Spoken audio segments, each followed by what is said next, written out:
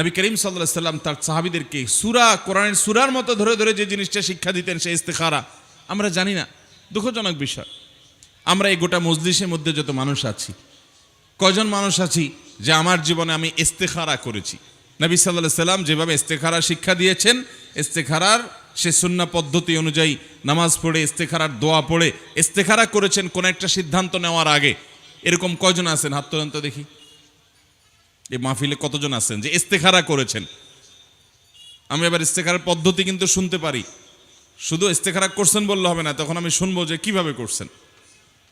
বলেন কে আছেন? হাত তোলেন। একটা মানুষও কিন্তু নাই। তাহলে বোঝা গেল ইস্তেখারার এই সুন্নাহটা আমাদের সমাজ থেকে বিদায়ের পথে, ঠিক কিনা বলেন? তাহলে আজকে যদি আমি ইস্তেখারার পদ্ধতি আপনাদেরকে বলে দেই, নবী করিম সাল্লাল্লাহু আলাইহি সাল্লাম যেভাবে করতে বলেছেন সেটার উপর আপনারা আমল করবেন তো ইনশাআল্লাহ? ওয়াদা করতেছেন ইস্তেখারা করবেন তো ইনশাআল্লাহ? আপনারা ওয়াদা করলে আমি শিখাবো, আর না হলে আমরা অন্যদিক চলে যাই, এই আলোচনা করব না। কারণ সে আলোচনা, সে ওয়াজ আমি করতে চাই না। যে ওয়াজ মুখস্থ ওয়াজ আমি করে যাব, আপনারা শুনে চলে যাবেন, লাভের লাভ কিছু হবে না। আমরা ওয়াজ বাড়িতে নিয়ে যাব না এখানে রেখে যাব? বাড়িতে নিয়ে যাব। বাড়িতে নিয়ে যেতে হলে ভালো করে মনোযোগ দিয়ে শুনে শিক্ষা গ্রহণ করে এটাকে আমল করব, কাজে পরিণত করব, বাস্তবে প্রয়োগ করব, সে নিয়ত করে তারপরে যেতে হবে। ঠিক আছে তো ইনশাআল্লাহ? আল্লাহ তাআলা আমাদেরকে সে তৌফিক দান করুন। মোহতারাম হাজরিন, তাহলে আসুন ইস্তেখারার পদ্ধতিটা আমরা জানাই। তার আগে আমরা বলি ইস্তেখারা শব্দের অর্থটা কি। ইস্তেখারা এটা খায়ের শব্দ থেকে। ইস্তেখারা মানে হলো কল্যাণের দোয়া করা, কল্যাণ প্রার্থনা করা, তলবুল খায়ের, আল্লাহ তাআলার কাছে ভালো চাওয়া। আপনি একটা জায়গায় আত্মীয়তা করতে যাচ্ছেন, সবই ঠিক আছে, পছন্দ হয়েছে দুই পক্ষের, কিন্তু এই ঠিকের পেছনে আবার বেঠিকও হতে পারে, সে আশঙ্কা আছে না নেই? আমরা নিজেরা মনে করছি সবই ঠিক আছে, বেটে বলে হয়েছে, আমাদের সাথে বনছে, মেয়েটাও ভালো, ছেলেটাও ভালো, আত্মীয় ভালো, হ্যাঁ, তারপরে যে আমাদের সাথে ম্যাচিংও হয়, সব ঠিক আছে, কুফুও মিলে, সামঞ্জস্য হয়, এরপরও দেখা যায় যে সেখানে অশান্তি হয়। হতে পারে কি পারে না? তো এই জন্য একজন ইমানদার যে জায়গায় আত্মীয়তা করবে সে আল্লাহর কাছে দোয়া করবে। এ দোয়ার বিশেষ পদ্ধতি আছে, এই পদ্ধতি মেনে সে দোয়া করবে যে আল্লাহ, আমি তো অমুক জায়গায় আত্মীয়তা করতে যাচ্ছি, এখনো সিদ্ধান্ত ফাইনাল করি নাই, নিজে নিজে স্থির করছি যাব, তাদেরকে এখনো জানাই নাই। এখন আপনার কাছে আমি দোয়া করছি, আল্লাহ যদি এটা আমার জন্য কল্যাণের হয় তাহলে এটা আপনি করায় দেন, সহজ করে দেন। আর যদি আমি যেটাকে আমার জন্য ভালো মনে করছি এটা যদি আমার জন্য ভালো না হয়, এটা যদি আমার জন্য বরং উল্টো আরো খারাপ হয়, তাহলে আল্লাহ আপনি আমাকে এটা থেকে দূরে সরায় দেন, আর এটাকে আমার থেকে দূরে সরায় দেন। এর নাম হলো ইস্তেখারা, মানে আল্লাহর কাছে দোয়া করা যে আমার সিদ্ধান্তের মধ্যে যেটা ভালো সেটা যেন আমি গ্রহণ করতে পারি, এই দোয়া করা, আল্লাহর কাছে নিজেকে সমর্পণ করা, সঁপে দেওয়া। এটা তো অনেক বড় সুযোগ ভাই। আল্লাহর সাথে, আল্লাহর কাছে কল্যাণ কামনা করে সিদ্ধান্ত নিতে পারা, এটা আমাদের জীবনে অনেক বড় একটা সুবর্ণ সুযোগ, যেটা চারটিখানি কথা নয়, কিন্তু আমরা অনেকে না জেনে সেটাকে অবহেলায় আমরা করি না, বা আমাদের এই আমলটি একেবারেই অনেকটা বিস্তৃত আমলে পরিণত হয়ে গেছে।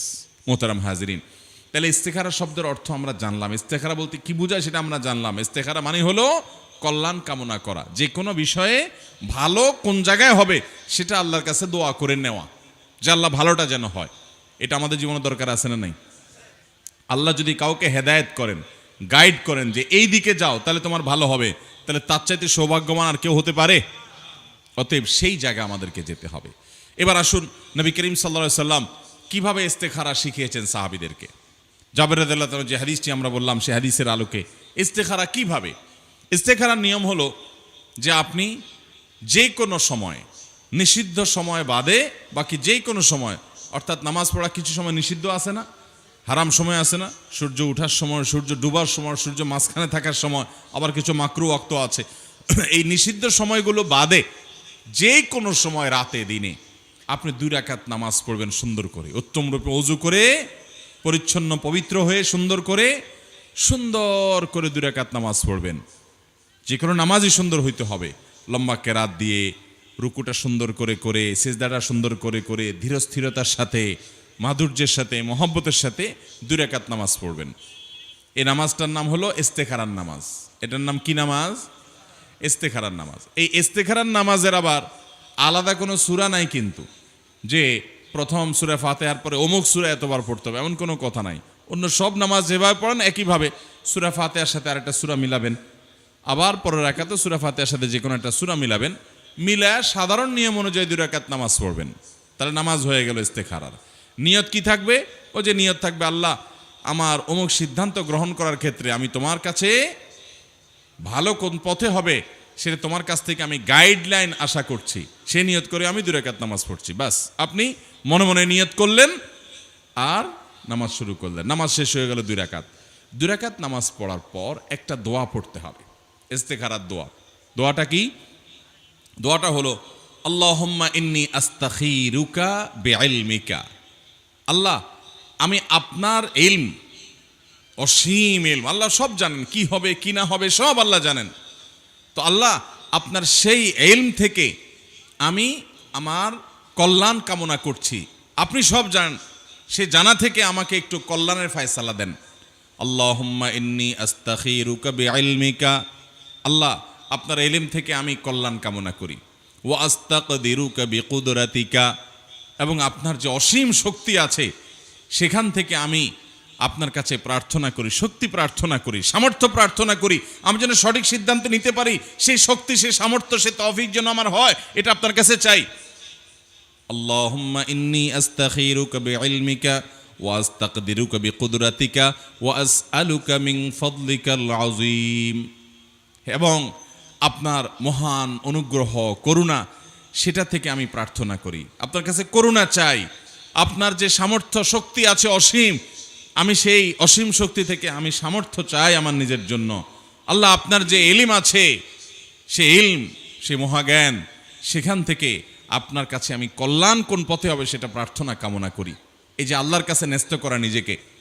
আল্লাহুম্মা ইন্নী আস্তাখিরুকা বিইলমিক ওয়া আস্তাকদিরুকা বিকুদরাতিক ওয়া আসআলুকা মিন ফাদলিকাল আযীম ফাইন্নাকা তাকদির।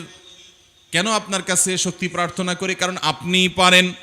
ওয়ালা আকদির, আমি পারি না।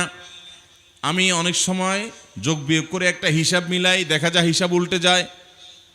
ফাইন্নাকা তাকদির ওয়ালা আকদির, কারণ আল্লাহ আপনি পারেন, আমি সেটা পারি না।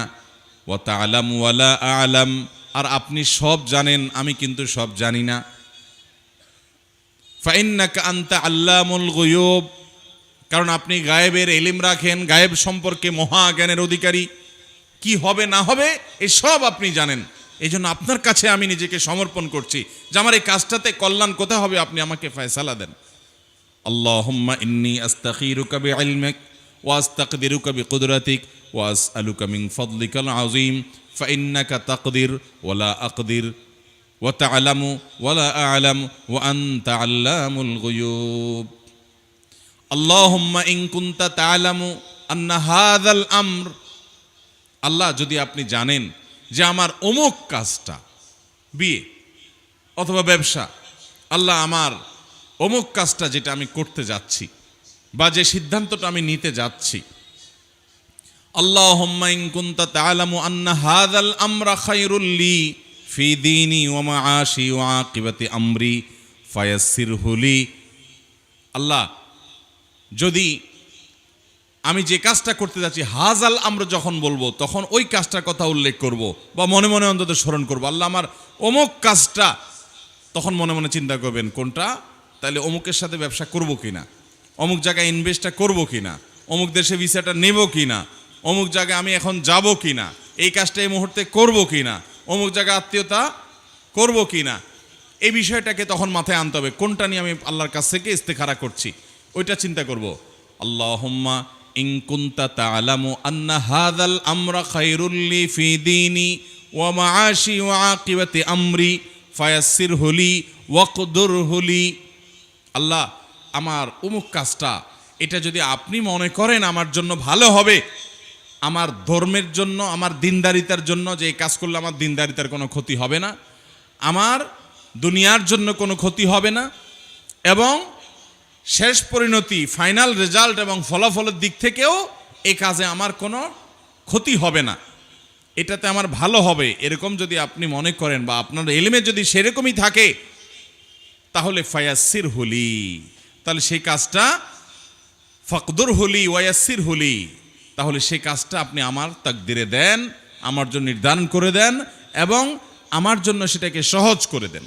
সুম্মা বারিক লি ফি, এরপরে আমাকে এর মধ্যে বরকত দান করেন। আবারও বলছি, আল্লাহুম্মা ইন কুনতা তা'লামু আন্না হাযাল আমরা খায়রুল লি ফি দীনি ওয়া মাআশি ওয়া আকিবাতি আমরি ফাকদুরহু লি ওয়া ইয়াসসিরহু লি সুম্মা বারিক লি ফিহ। আল্লাহ, অমুক কাজটা যদি আমার জন্য ভালো হবে, আপনার ইলমে যদি সেটাই থাকে, তাহলে সেক্ষেত্রে সেই কাজটা আমার জন্য ফয়সালা করে দেন, ওই কাজটা আমার জন্য সহজ করে দেন এবং সেই কাজে আপনি বারাকা দান করেন, কল্যাণ দান করেন। কত সুন্দর দোয়া। এরপরে হলো আল্লাহুম্মা ইন কুনতা তা'লামু আন্না হাযাল আমরা, পরের অংশ হলো ওয়া ইন কুনতা তা'লামু আন্না হাযাল আমরা শাররুল লি ফি দীনি ওয়া মাআশি ওয়া আকিবাতি আমরি। আগের অংশ পরের অংশ সব একই, শুধু শাররুন শব্দ। ওয়া ইন কুনতা তা'লামু আন্না হাযাল আমরা শাররুল লি ফি দীনি ওয়া মাআশি ওয়া আকিবাতি আমরি। আর যদি আল্লাহ আপনার এলেমে থাকে, আপনার জ্ঞানে যদি এটা থাকে, আপনি তো ভবিষ্যৎ সম্পর্কে জানেন, সে অনুযায়ী যদি এরকম জানেন আপনি যে এই কাজটা আমার জন্য ক্ষতি হবে, এটা যদি আপনি জানেন, তাহলে ফাসরিফহু আন্নি, তাহলে আমাকে এই কাজ থেকে আপনি দূরে সরায় দেন। ওয়াসরিফহু আন্নি, এবং তাকেও আমার থেকে দূরে সরায় দেন। আমাকে তার থেকে দূরে সরায় দেন আর তাকেও আমার থেকে দূরে সরায় দেন। অর্থাৎ এই কাজটা যেন না হয় যদি আমাদের মধ্যে কি থাকে, ক্ষতি নিহিত থাকে। وإن كنت تعلم أن هذا الأمر شر لي في ديني ومعاشي وعاقبة أمري, আমার ধর্মের জন্য, দিনদারিতার জন্য, আমার আখিরাতের জন্য, আমার দুনিয়াদারিতার জন্য এবং এই কাজের শেষ পরিণতির দিক থেকে এই কাজটা যদি আমার জন্য ক্ষতিকর হয়, অকল্যাণের হয়, অমঙ্গলের হয়, তাহলে আল্লাহ এটা আপনি আমার থেকে দূরে সরায় দেন এবং আমাকে তার থেকে দূরে সরায় দেন। ফাসরিফহু আন্নি ওয়াসরিফহু ফাসরিফনি আনহু ওয়াসরিফহু আন্নি, আল্লাহ আমাকে আপনি তার থেকে দূরে সরান এবং তাকেও আমার থেকে দূরে সরায় দেন।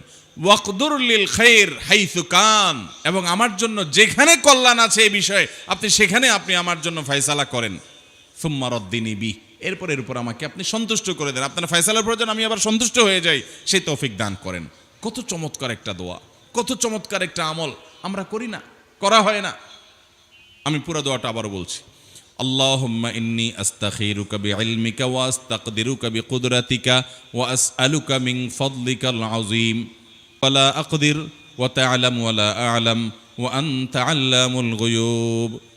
আল্লাহুম্মা ইন কুনতা তা'লামু আন্না হাযাল আমরা খায়রুল লি ফি দীনি ওয়া মাআশি ওয়া আকিবাতি আমরি ফায়াসসিরহু লি ফাকদুরহু লি ওয়া ইয়াসসিরহু লি সুম্মা বারিক লি ফিহি। وإن كنت تعلم أن هذا الأمر شر لي في ديني ومعاشي وعاقبة أمري فاصرفني عنه واصرفه عني ثم اقدر لي الخير حيث كان ثم ردني به। তাহলে এই দোয়াটার মাধ্যমে আমরা আল্লাহর কাছে কল্যাণ চাইব, অকল্যাণ থেকে পানাহ চাইব। বাস, ইস্তেখারা হয়ে গেছে।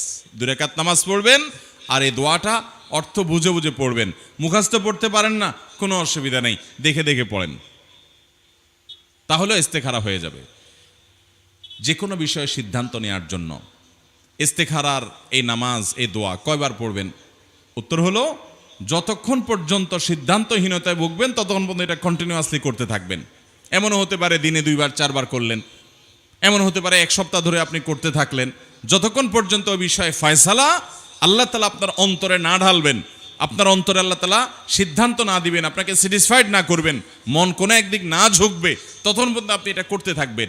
এরপরে ধরুন আপনার যদি ওই কাজটার দিকে মন ঝুঁকে যায় বা ওই কাজটা হয়ে যায়, আপনার ইস্তেখারা যদি সুন্দরভাবে হয়ে থাকে, পদ্ধতিটা যদি সঠিক হয়ে থাকে, তাহলে আপনি নিশ্চিত জেনে রাখেন ইনশাআল্লাহ আল্লাহ আপনার ইস্তেখারা কবুল করে থাকলে যা হয়েছে এর মধ্যেই আপনার কল্যাণ নিহিত আছে। আর যদি কাজটা না হয় ইস্তেখারা করার পর, তাহলে বুঝবেন এটা না হওয়ার মধ্যে আপনার জন্য কি আছে, কল্যাণ আছে। আমরা অনেকে ইস্তেখারা করার পর আমরা মনে করি যে স্বপ্নে আমাকে দেখতেই হবে, অথচ এটা জরুরি না। ইস্তেখারার জন্য স্বপ্ন দেখা কি না জরুরি না? হ্যাঁ, এটা ঠিক যে আল্লাহ তাআলা ঈমানদারকে এমন সব স্বপ্ন দেখান যেখান থেকে সে সুসংবাদ গ্রহণ করে, এগুলোকে মুবাশশিরাত বলা হয়েছে হাদিসের ভাষায়। কিয়ামতের আগে মুবাশশিরাত বেশি বেশি দেখবে ইমানদাররা, অর্থাৎ স্বপ্ন থেকে সে সুসংবাদ গ্রহণ করবে, স্বপ্ন থেকে ইন্ডিকেট পাবে, ইন্ডিকেট আল্লাহর তরফ থেকে বিভিন্ন রকমের দিক নির্দেশনা পাবে। স্বপ্ন থেকে আল্লাহ স্বপ্নের মাধ্যমে আল্লাহ তাআলা বান্দাকে অনেক সময় গাইড করেন, তোমার এটা এদিকে যাওয়া উচিত, ওইদিকে যাওয়া উচিত না। ইস্তেখারা করলে অনেক সময় এরকম স্বপ্নে দেখে মানুষ, যেটা দেখে স্বপ্নের ব্যাখ্যা যারা বুঝেন তারা বলতে পারেন যে এখান থেকে এই ইঙ্গিতটা পাওয়া গেছে, এখান থেকে এই দিকটা তোমাকে যেতে বলা হচ্ছে।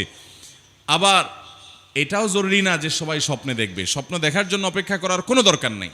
ইস্তেখারার নামাজ পড়বেন, ইস্তেখারার দোয়া পড়বেন, এরপর আপনি আপনার কাজটা র্যান্ডমলি করতে থাকবেন। ইনশাআল্লাহ যদি কল্যাণের হয় সহজ হয়ে যাবে, বাধাগ্রস্ত হয়ে গেছে বুঝবেন সেখানে অকল্যাণের হয়ে গেছে। এখন মুশকিল হলো, ইস্তেখারা করছেন, করে একটা ব্যবসা শুরু করছেন, আল্লাহ মাফ করুক ধরা খাইছেন ব্যবসায়।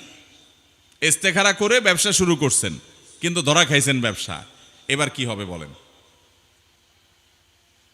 তাহলে বুঝতে হবে, হয় আপনার ইস্তেখারার ত্রুটি, আর না হলে যেই ধরা আপনি খাইছেন এই ধরা খাওয়াটা উপর দিক থেকে আপনি ক্ষতি হওয়া, এর নিচের লেয়ার বা এর অন্তর্নিহিত দিক হলো এর পিছনে আল্লাহ তাআলা আপনার কোনো না কোনো কল্যাণ রেখেছেন। অনেক ধরা খাওয়ার ভিতরে মানুষের কল্যাণ থাকে কি থাকে না? অনেক ধরা খাওয়ার মধ্যে কল্যাণ থাকে না, আবার অনেক অর্জনের মধ্যে অকল্যাণ থাকে, থাকে কি থাকে না? অনেকে দেখা যায় টাকা পয়সা কামাই করে অনেক কিছু করে ফেলছে, কিন্তু ওইটার মধ্যে তার অকল্যাণ আছে। এমন টাকা পয়সা কামাইছে যে তার টাকা পয়সার মধ্যে হাবুডুবু খেয়ে ছেলে মেয়ে সব অমানুষ হয়ে গেছে।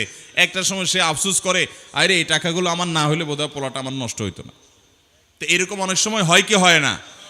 ইমানদার তার তাওয়াক্কুলের মধ্যে কোনো প্রকার ঘাটতি থাকতে পাবে না। এই জন্য পরামর্শ সংক্রান্ত আয়াতের কথা আল্লাহ বলেছেন যে ফাইদা আযামতা ফাতাওয়াক্কাল আলাল্লাহ, যখন প্রতিজ্ঞা করে ফেলবেন কোনো কাজ করার ব্যাপারে তখন আর কোনো হেজিটেশন নাই, আল্লাহর উপরে ভরসা, বাস। ইন্নাল্লাহা ইউহিব্বুল মুতাওয়াক্কিলিন, কারণ আল্লাহ তাআলা তার প্রতি ভরসাকারীদেরকে পছন্দ করেন, ভালোবাসেন। অতএব ভাইরা, ইস্তেখারা করব তো ইনশাআল্লাহ। ইস্তেখারা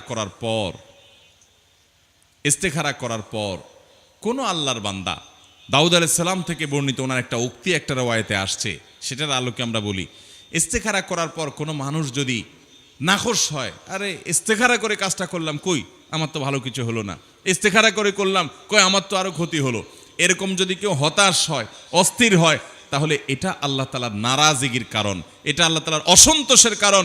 বহু আমাদের দৃষ্টিতে আমাদের অকল্যাণ বাহ্যিকভাবে উপরের লেয়ারে দেখেতে আমাদের অকল্যাণ মনে হয়, কিন্তু তার পেছনে কল্যাণ লুকায়িত থাকে। অতএব বান্দা হিসাবে আমাদের উচিত হবে আল্লাহর উপরে পরিপূর্ণ আস্থা করা এবং পরিপূর্ণ তাওয়াক্কুল করা। যদি কোনো প্রকার আমার মনে হয় যে সমস্যা হয়েছে, তাহলে হয় আমার আমলের ত্রুটি ছিল, আর না হলে আমি যেটাকে সমস্যা মনে করছি এটাই বরং আমার সমাধানের সোপান সিঁড়ি এবং সমাধানের পথ দেখাবে ইনশাআল্লাহ। অতএব ভাইরা আমার, দুনিয়াবি যে কোনো বিষয়, যে কোনো গুরুত্বপূর্ণ কাজ, যে কোনো গুরুত্বপূর্ণ বড় কাজ, এটা করার আগে দুইটা আমল করতে হবে। এক হলো ইস্তেশারা, আর একটা হলো ইস্তেখারা। একটা হলো পরামর্শ গ্রহণ করা, আর হলো আল্লাহর কাছ থেকে কল্যাণ কোথায় আছে সেটা দোয়া করে কামনা করে চেয়ে নেওয়া। চেষ্টা করবো তো ইনশাআল্লাহ।